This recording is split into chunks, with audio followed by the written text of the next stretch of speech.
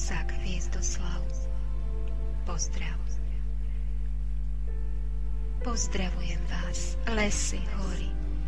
Z tej duše pozdravujem vás. Čo mrcha svedná skvári zmorí, zrak jeho urknul. Zmámila lož, ohlušila, presila. Vy k žitiu privediete zas. Vy vzkriesite, vy zotavíte, z jatrivých vyliečite rán. V opravdu priamom brátskom cite, otvoriac lono do korán.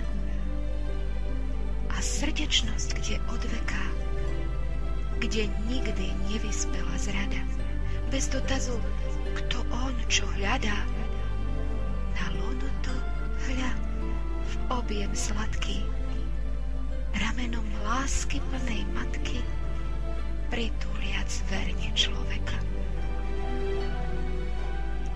Len okamih tam pobudnutia. Už mŕtvie bôľ, už slabnú púta, zrak čistí sa, tlak voľnieje i oživnú nádeje. Len jeden pokyn, zášum lesný, len jeden horskej riavy skok a duša už sa ladí k piesni. Tkne sa jej bičík prečudesný a srdce húbká vo zvysok. Len jedno orla skolotanie, len jeden švihot sokola, prez horu mužné zahvízdanie.